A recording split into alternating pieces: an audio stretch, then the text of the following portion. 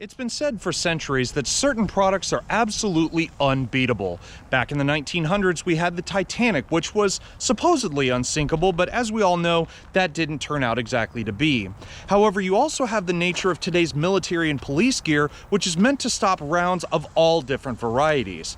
But what if you wanted to buy a vehicle that is absolutely unkillable, one that could last you forever, and you could drive hundreds of thousands of miles without a single issue? Well, this week on The Driveway, we've been driving around in the modern rendition of a small pickup truck that has carried that unbeatable torch for years on end. So get ready, because today we're going for a spin and showing you all around the 2021 Toyota Tacoma.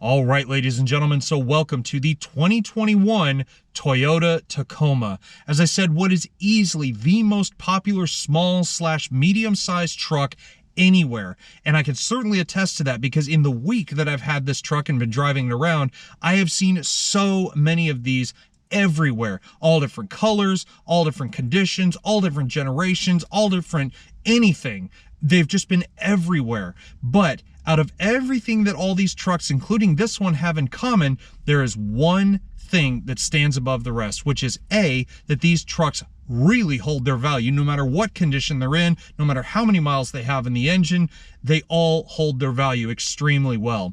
And number two, if you're looking to buy one new, like this one, you better be ready to open your checkbook.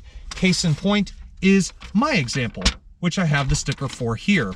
Now, this particular one that I'm in is an SR5 double cab 4x4 V6. Think you can pretty much figure out what the last two parts of that mean. The double cab means we have 4 full-size doors. The SR5, however, is one of the lower ranked trims on the Tacoma ladder. There are, I think, 6 or 7 different ways you can get this truck, but the SR5 is one up from the base model. MSRP is $35,305, which, let's face it, you could buy a lot of different vehicles on the market for $35,300. But we're not stopping there. Oh no, because we got so many different options on this truck, I can't even list them all.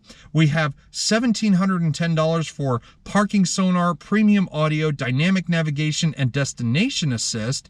We have what really makes this truck special, which is $1,775 for the Trail Edition package. This is a special kind of upgrade to the SR5, and we'll go over all the details of that as we go through the truck. We have the technology package on board for an extra $600. That gives you an optional blind spot monitoring with rear cross traffic alert. We have $90 for a TRD air filter, $359 for a glass breakage sensor. We have $75 for a spare tire lock, $799 for a black chrome exhaust system, and last but not least, $160 for a tailgate emblem. You add all of that in, plus $1,175 for delivery, processing, and handling, and all in for this exact example here, you're looking at $42,048 MSRP. Yikes. Not even the most loaded version of this, and you're already paying over $40,000. Well, there's just one thing I have to ask. Is this truck really worth 42 grand? Really? Well, let's turn the key, hit the road, and see what's what.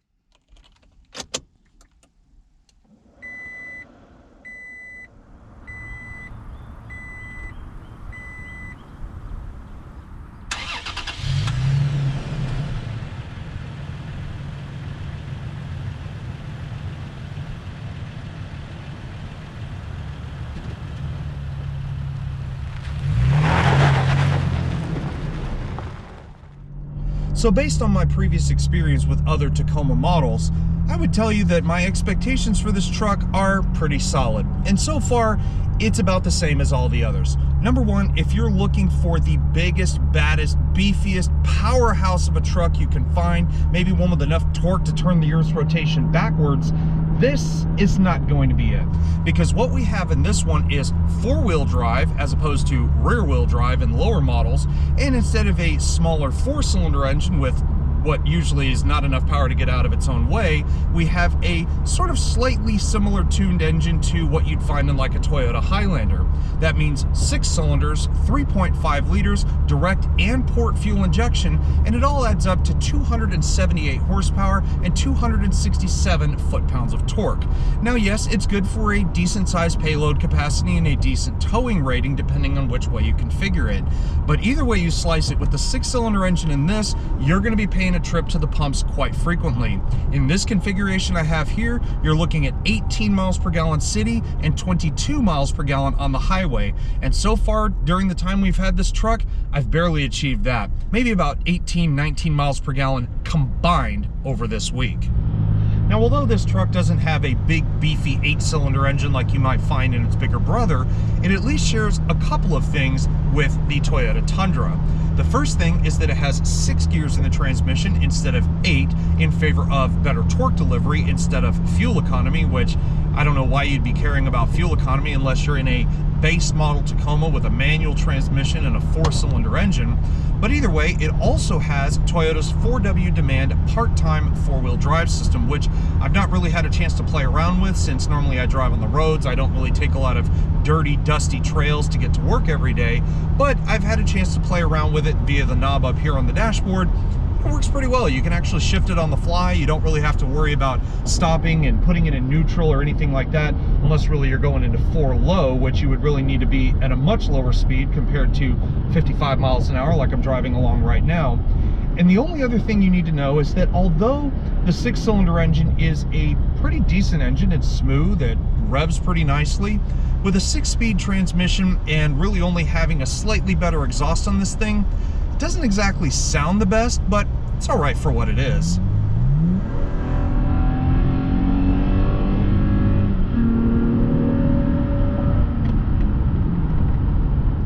So because this Trail Special Edition is based on the lower end SR5, I wouldn't say that the ride quality and driving dynamics are the best out of the entire Tacoma lineup.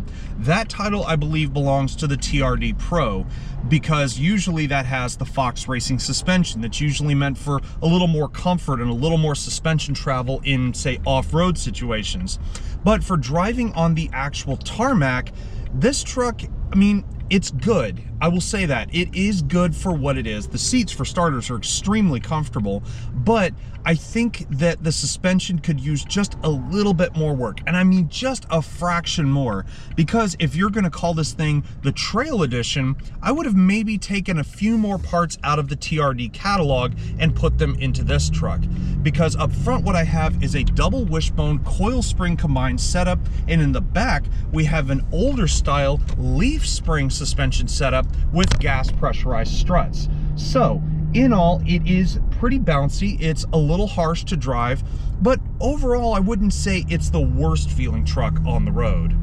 At the end of the day though, it's time to count the pennies, because whether it's a pre-owned truck with a few thousand miles on it, or a high mileage one with 300,000 miles on it, or even better like a brand new one, either way, these trucks are valuable. And the proof really is in the details. You go on any website these days, and even if it's a high miler, these trucks hold on to their value so well. And that's way before the car market started going crazy like it has nowadays.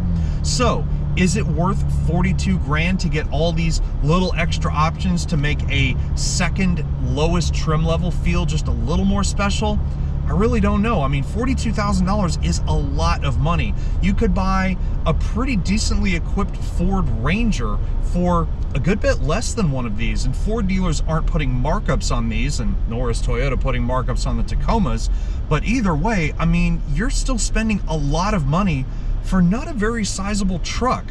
But there are some other things about this truck that really make it special. So let's head back to our favorite spot and talk about the rest of the details.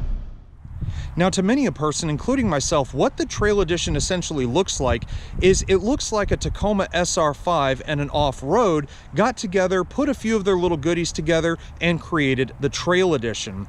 Now, what I really wish is that this truck looked a little more aggressive. It looks fantastic here, sitting in the cement exterior. I love the sort of flat gray with a little metallic in it, which you can really only see in direct sunlight. But things like the front end, for example, I really wish this looked a lot more aggressive. Supposedly there are a lot more aggressive touches coming for 2022, but here on the 2021, things like the headlights, I would love to see these blacked out. They're all incandescent, so we have automatic high and low beams. They're full halogen headlights with the incandescent turn signals, incandescent fog lights down below. And really, one special thing that you need to know is that the SR5 normally gets a gray finished grille, but this one has the grille from the Tacoma Limited. So you have the silver wrap around the inside with a little bit of chrome on the outside, but again, for 2022, that is all going to be changing. Of course, you have an enclosed Toyota badge here in the middle, which most of the advanced safety systems you get for this Trail Edition are all part of optional packages. Now, with as many ways as you can customize a Tacoma, I really think the one we have here is the best of the breed. We have a double cab center section here with not as much room in the back seats, but we'll talk about that a lot later on. We have a 5-foot bed on this one, which you can extend to a 6-foot bed if you so desire. And nose to tail length, you're looking about 213 inches as you see it here. If you put the 6-foot bed on the back, you'll be looking at around 225 inches. Now, what I really have been enjoying is this set of special edition dark gray finished 16-inch aluminum alloy wheels. These things are super mean looking. Like I said, they kind of look like something off of a TRD off-road or maybe even a TRD Pro. They are wrapped in 265 70 series Goodyear tires, and quite frankly, they really set this truck off, especially with the metallic cement paintwork that we have here as well. Now, if you're looking for the most custom Tacoma in terms of external features, this is not going to be it. There is still a little bit to see here, but if you're looking for things like advanced keyless access and all the cool bits and bobs, the SR5 really in general is not going to be the Tacoma for you. But on this one, we have half body color, half black plastic side view mirrors here. We also have the chrome laced LED turn signal on the side. As I said in the beginning, we have the optional blind spot monitoring with rear cross traffic alert in this one, which I'm surprised you have to pay for that on an over $40,000 truck. Also, I am somewhat surprised that you don't get the advanced keyless access like I was just mentioning. So on this one, we have just the standard Toyota key with lock, unlock, and panic. And this one also comes with an extra little key to it that kind of looks like an old Chrysler key, but we'll talk about what that goes to here in just a moment. As you come further back, you also have blacked out badging for the SR5 as well as the Tacoma badges on the side. And before we get into the bed, you notice the back glass here is one solid sheet with the exception of the middle, which that is a power sliding rear window for when you have longer items in the bed that won't fit in there by themselves. As you get to the Tacoma's rear end, I still really love this design overall. I've seen these things everywhere. I know this truck's been out for almost 6 years now, and I still think it looks fantastic. But the one that really cemented my affection for the Tacoma overall would actually be its prior generation design. I think that one looked really, really handsome, and it provided an excellent springboard for Toyota to improve the Tacoma in several different ways. But also, as you come around back, you can see the blacked out badging continues. You have the V6 and the black inlays for the Tacoma badge. You also have the 4x4 badge up there on the back. Standard backup camera right next to the tailgate latch here. And also down below, you notice we have the pin connectors here for towing. You also have a class 4 tow hitch, standard on all Tacoma trims. We also have the rear parking sonar, which as I mentioned is a part of the options list earlier. Now, towing ratings for these trucks vary pretty significantly depending on how you configure it.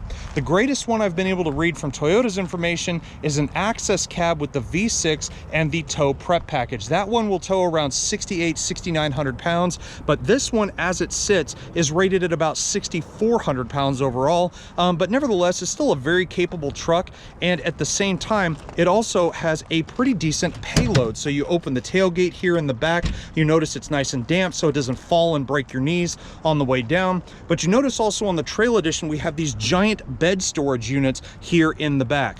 Now, The cool part about these is not only does that special key activate the locks up here in the upper part, as you can see on both sides, but also on the driver's side, we have a little snowflake emblem. Take a guess what that means. If you guessed an onboard cooler, you're right, because the driver's side is insulated, so you can throw your brewskis in there, you can put a bag of ice in there or two, take this truck to the beach or a ball game or wherever, and you won't have to yank around some extra luggage like you might need to bring from home.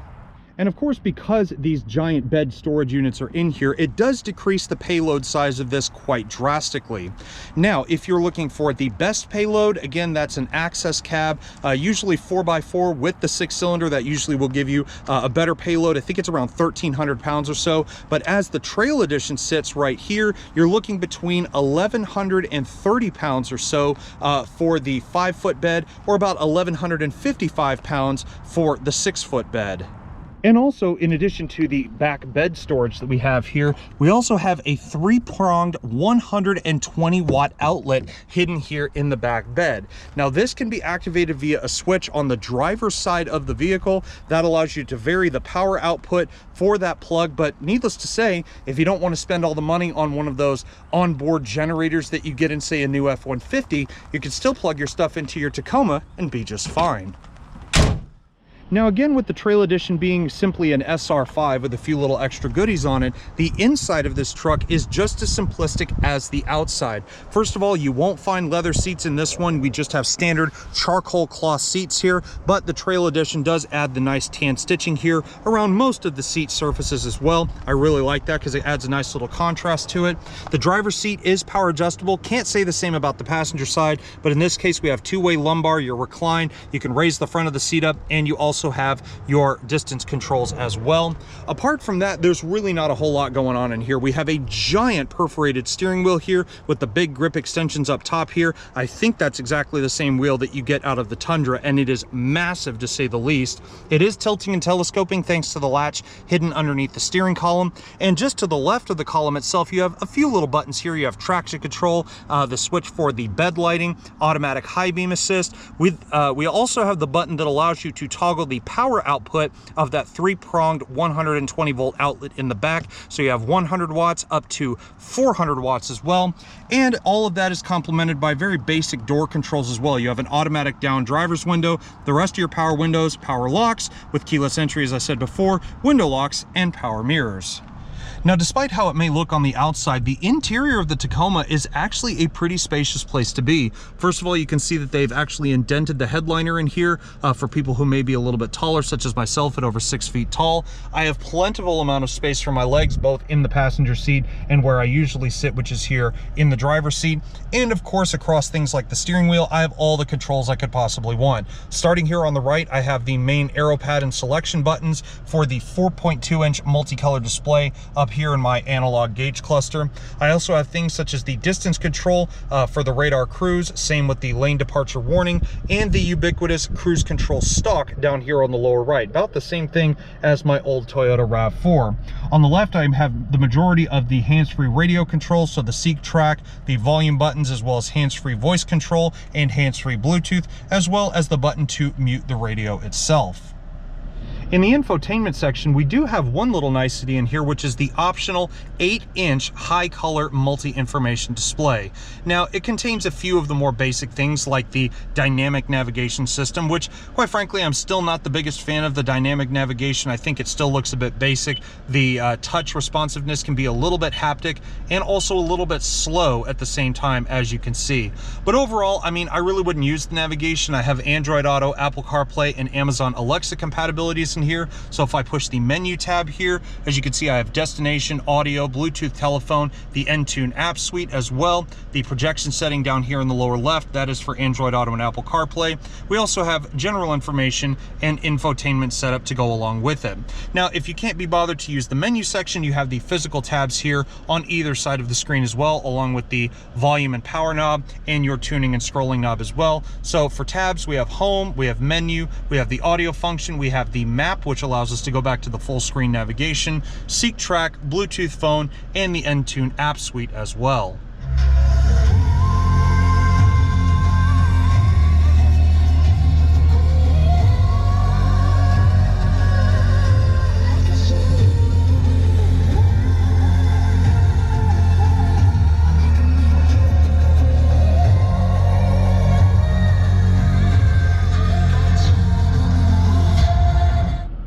Aside from a nicer audio system and navigation and things like that, we also get the other typical things. As you saw earlier, we have a backup camera hidden just next to the tailgate latch. Now, these guidance lines here do not turn, which I'm actually kind of surprised about. Again, over $40,000 for a truck like this, and I would have expected at least a little bit better. We do have the parking sonar system back there, as I mentioned, with the sensors on the back bumper. We also do have the automatic door locks, which will automatically lock themselves once you get going. You can also have it to where when you put it in any gear other than park, they will automatically lock themselves as well. In the midsection down below, you can see we have a very simple dual zone climate control setup, driver and passenger temperatures, fan speed in the middle with its own little digital display up top with the temperature, fan speed, and climate zones. The climate zones you can adjust by pushing the button in the middle of the fan speed knob here in the middle. You also have automatic air conditioning settings over here on the left and the temperature sync over here on the right, which means you can operate these temperatures independent of each other, or you can operate them both at the same time just using the driver's temperature control. In the middle of all that, we have the buttons for the front defrost, turning the system off, air recirculation, and the AC system itself. And just over here, not only do we have the all-important button for the Tacoma with the dial that controls the 4W demand part-time four-wheel drive system, but we also have heated exterior mirrors with its own little button as well. And down below that, we just have a couple of niceties. We have one USB down here for things like the Android Auto, Apple CarPlay. We have the trigger, which controls the rear sliding glass. We have the park assist and the blind spot monitoring as well. And even further down, if you like a little bit of extra storage, we have a little bit of a holder down here in the bottom for things like your phone, wallet, etc. Although here on this lower end trim, you won't find anything like a wireless charger.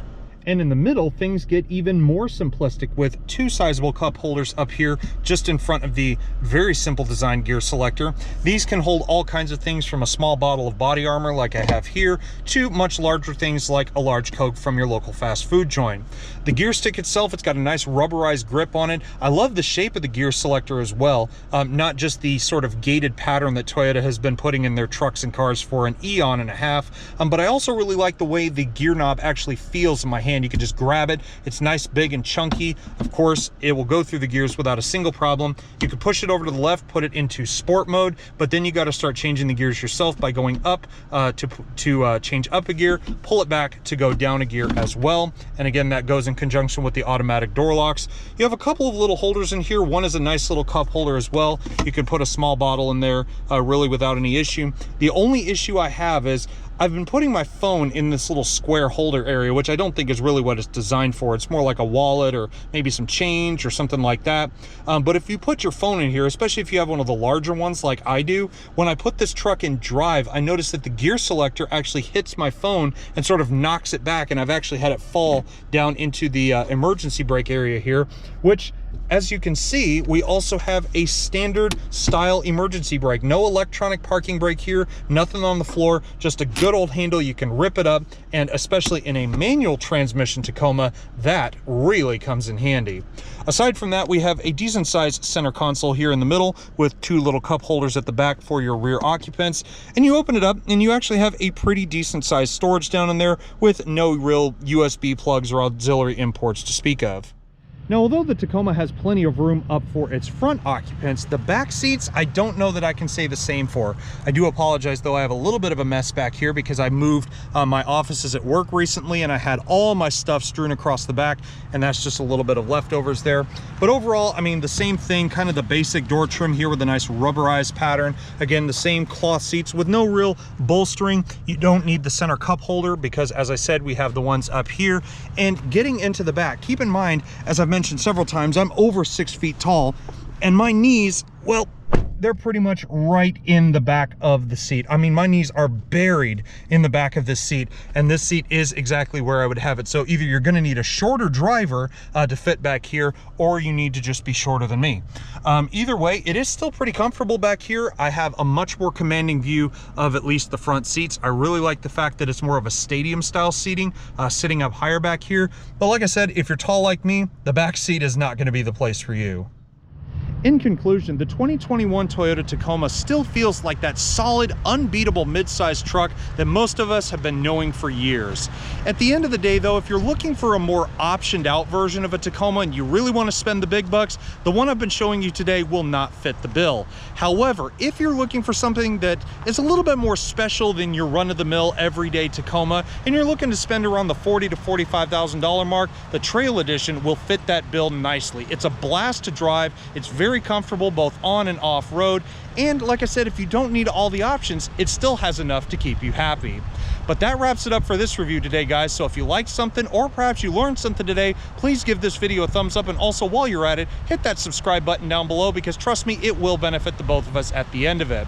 At the end of it all, the credit goes right back to Toyota USA for allowing us access to another one of their many vehicles to have for an entire week to drive around. But at the end of it all, guys, I hope you enjoyed the review, and I will see y'all next time. Take care, everybody, and stay safe.